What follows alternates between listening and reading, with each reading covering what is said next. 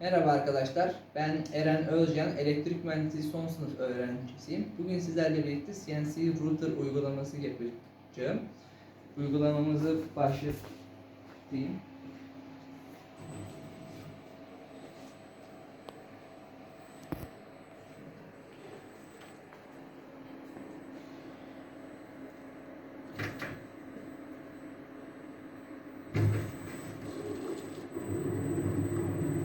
Şu an kendini home eksenlerinden aldı ve uygulamamız başlıyor.